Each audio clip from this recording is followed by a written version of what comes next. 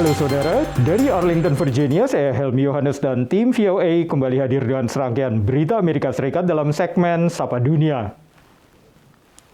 Pusat Pengendalian dan Pencegahan Penyakit Amerika CDC mengeluarkan rekomendasi suntikan tambahan atau booster bagi jutaan warga Amerika penerima vaksin Pfizer dengan prioritas diberikan bagi warga 65 tahun ke atas, penderita penurunan kekebalan tubuh, dan juga para pekerja garda terdepan. Sejumlah tempat vaksinasi di Amerika dipenuhi warga yang mengantre menyusul pengumuman CDC untuk memberikan suntikan booster vaksin Pfizer bagi sejumlah kalangan masyarakat. Dalam sebuah pernyataan, Direktur CDC Dr. Rochelle Walensky mendukung rekomendasi Komite Penasihat CDC untuk memberikan suntikan booster vaksin Pfizer-BioNTech bagi warga berusia 65 tahun ke atas, para penghuni rumah lansia, dan warga dewasa dengan penyakit bawaan.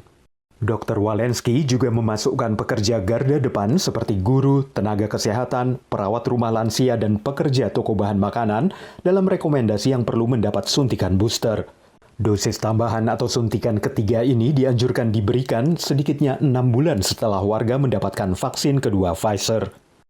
Data CDC menunjukkan hingga hari Minggu sekitar 64% lebih warga Amerika di atas usia 12 tahun yang sudah mendapat vaksinasi lengkap. Menurut ABC News, masih ada sekitar 70 juta warga Amerika yang belum mendapatkan suntikan dosis pertama vaksin COVID. Dan para pakar kesehatan terus mengingatkan hal ini adalah pandemi bagi mereka yang belum divaksinasi.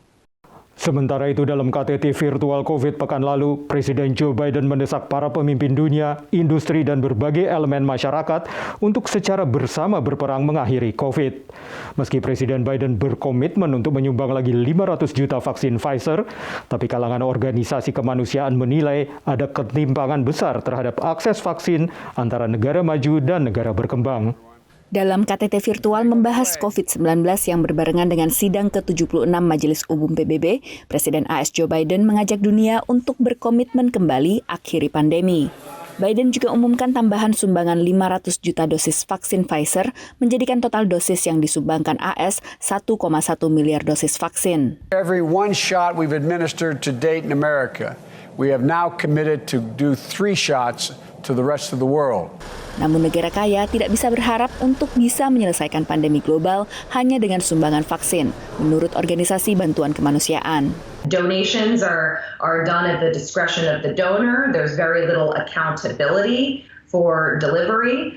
We've already seen hundreds of millions of doses pledged by wealthy governments, similar to the United States, other countries in Europe, with a pretty poor delivery rate so far. So we need doses in arms right now.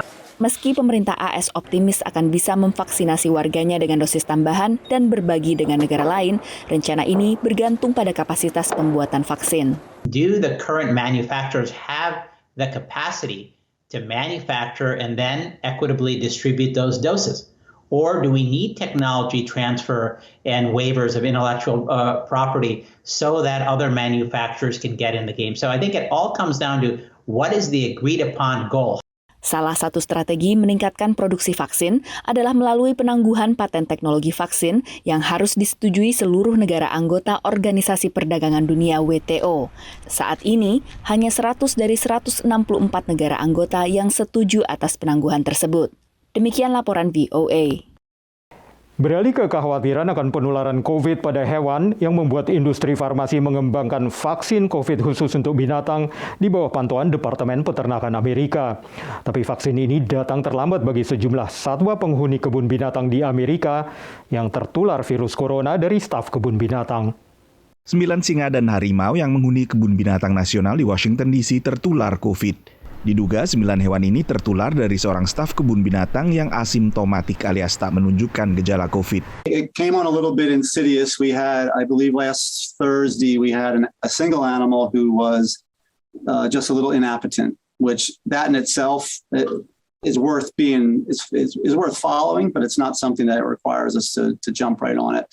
And very quickly over the next 48 hours, other cats started developing variable signs of lethargy, inappetence, a dry cough, some sneezing, and then that's when things became quite interesting here, and we started to enact other biosecurity measures Di belasan gorila di kebun binatang Atlanta, negara bagian Georgia, juga akhirnya menderita COVID.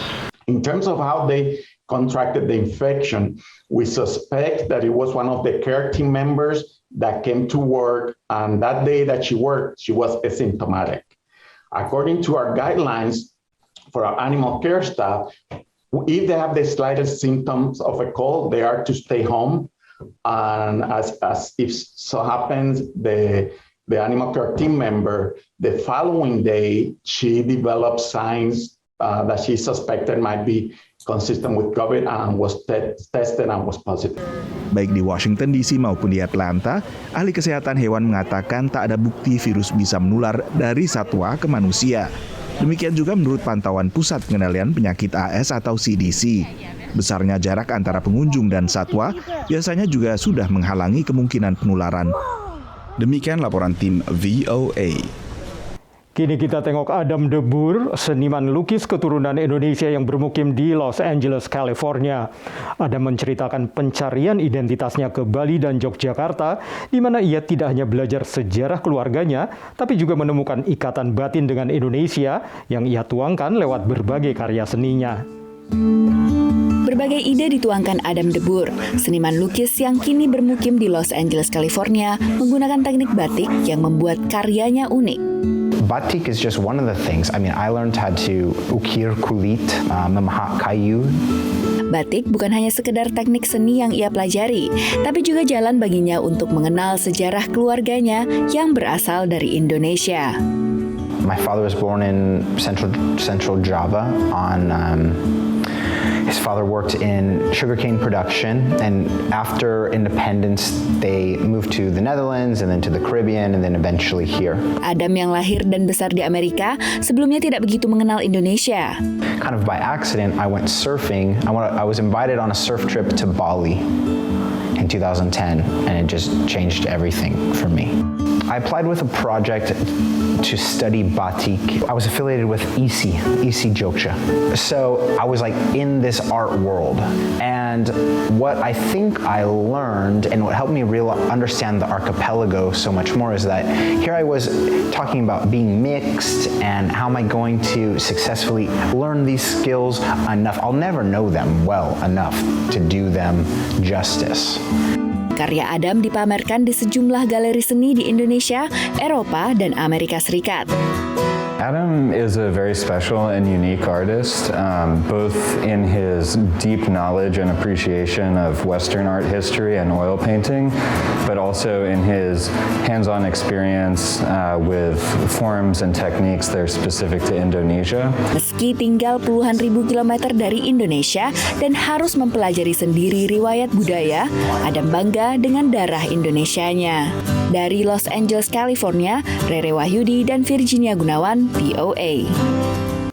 Saudara, kami akan kembali dengan Sapa Dunia Senin depan.